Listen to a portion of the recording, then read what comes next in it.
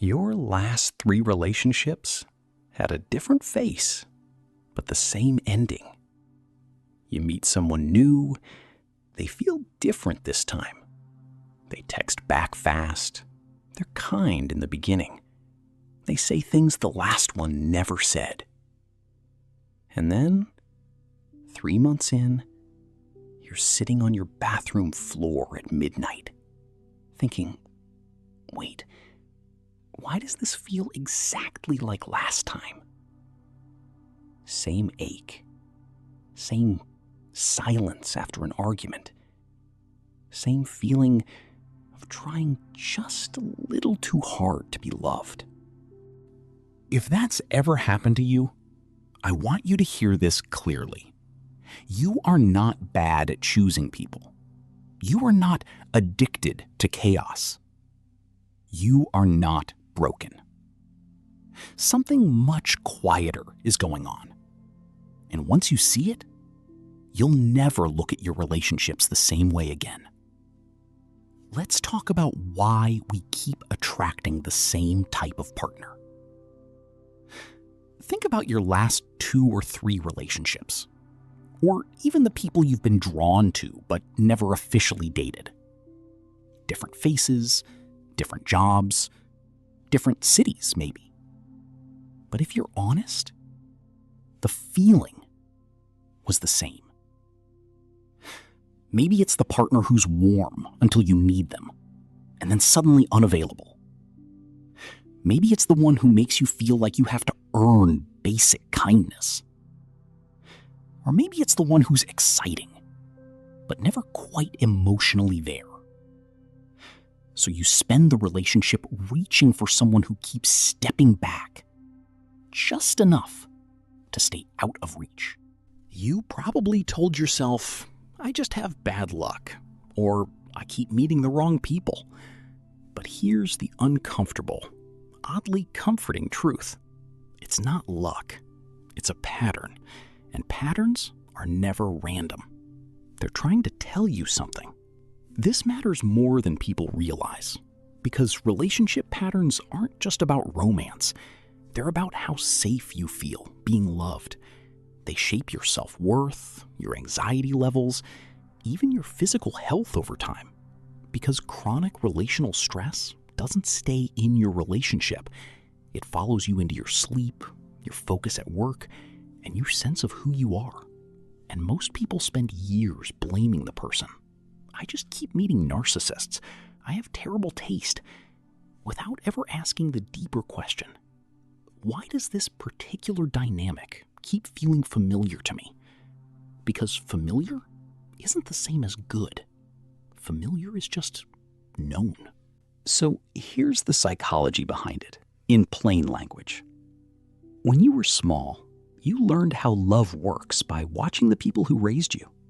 Not from what they said, from what they did. If a parent was warm but unpredictable, you learned that love comes with tension.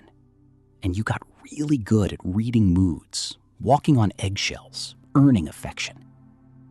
If a parent was distant, you learned love means working hard for scraps of attention. If a parent was controlling, you learned love means shrinking yourself to keep the peace. You didn't choose any of this. You were just a kid, trying to survive your environment. But your nervous system took notes. It built a kind of internal blueprint. Psychologists call this an attachment style, and it quietly answers one question for the rest of your life. What does love feel like? Here's the twist almost nobody tells you. Your nervous system doesn't search for what's healthy. It searches for what's familiar. Familiar feels safe, even when it isn't good for you. Because familiar is what your body already knows how to navigate. So if chaos felt like home growing up, calm can actually feel boring, even suspicious. If emotional unavailability is what you grew up decoding, you'll feel a strange pull toward people who are hard to read, because some old part of you still believes love is something you have to chase and earn. This is why the nice, stable person sometimes feels like nothing is happening, while the unpredictable one feels like fireworks. It's not because the unpredictable one is more lovable. It's because your body recognizes the shape of that dynamic. It says, "Oh, I know this dance." Let's make this real. Think of someone who grew up with a parent who praised them only when they achieved something. Good grades, good behavior, being easy. As an adult, they find themselves drawn to partners who are a little emotionally withholding, who give affection in small, hard-won doses. It feels familiar to perform for love. It feels almost wrong when someone loves them without conditions, because their nervous system doesn't trust love that didn't require effort. Or think of someone who grew up walking on eggshells around an unpredictable parent. Sweet one moment, cold the next. That person often ends up again and again with partners who run hot and cold. Not because they enjoy the anxiety, but because their body learned long ago how to stay alert for the moment the warmth disappears. Calm, steady love can almost feel like it's missing something, because their nervous system was trained to associate love with vigilance. Neither of these people are choosing badly on purpose. They're choosing the known.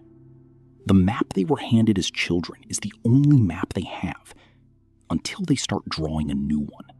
Here's the part that goes a little deeper, the part most people skip. This isn't just about who you're attracted to. It's about what you secretly believe you deserve. If you grew up having to earn love, some quiet part of you may believe love that comes easily can't be trusted. Or worse, that you don't deserve love that doesn't ask something of you first. So you don't just attract a certain type, you also unconsciously test people. You might pull away from the steady ones, find them too much too soon, or feel restless with someone who's simply plainly kind to you. Meanwhile, the unavailable ones get the most effort from you, because some part of you believes that proving your worth to someone who doesn't easily give love is the real victory. It's not weakness, it's loyalty to an old story about what you're worth. And here's what most people completely misunderstand about all of this. They think the fix is to find better people, to swipe smarter, vet harder, ask better first date questions. And sure, that helps a little, but it doesn't touch the actual root. Because even if a genuinely healthy person walks into your life, if you haven't done any inner work, one of two things usually happens. Either you don't feel that spark with them, because your nervous system doesn't register calm as exciting, so you walk away from the very thing you said you wanted. Or you do date them, but you bring your old fears into it anyway, testing them, doubting their kindness, waiting for the other shoe to drop, sometimes pushing them away before they get the chance to disappoint you first. The pattern isn't really about the other person at all. It's about an old emotional setting inside you. That hasn't been updated yet. So what actually helps? Gently, without turning this into another to-do list. It starts with noticing, not fixing. The next time you feel a strong, instant pull towards someone, pause and ask, is this excitement or is this familiarity? Sometimes those feel identical from the inside. Excitement says, I feel safe and curious. Familiarity says, I know this feeling, even if it hurts. It also helps to get curious about your own history without judging it. Not to blame your parents or relive old wounds endlessly, just to notice. What did I learn love was supposed to feel like? Awareness alone starts to loosen the grip of a pattern, because you can't outgrow something you've never named. And maybe the most important shift: start practicing tolerance for calm. If steady, uneventful kindness makes you restless, that restlessness isn't a red flag about the person. It might be a green flag about you, finally being offered something your old blueprint never had a category for. Here's the final realization worth sitting with. You don't keep attracting the same type of partner because you're unlucky, or because good people are rare, or because something is fundamentally wrong with you. You keep attracting the same type because some younger part of you is still trying to make an old story end differently, still hoping that this time the distant one will stay. The unpredictable one will finally be steady. The unavailable one will finally choose you completely. But love was never meant to be a rerun of your childhood, scripted differently in your head. It was meant to be something new, written by the person you're becoming, not the child you were trying to survive. The pattern isn't your fate. It's just your starting point. And the moment you can see it clearly, without shame, without rushing to fix it, is the moment it quietly starts to lose its hold on you. So the next time you feel that instant, electric pull towards someone, pause for a second and ask yourself, gently, am I choosing this person, or am I just choosing what I already know? That question alone might be the beginning of choosing differently.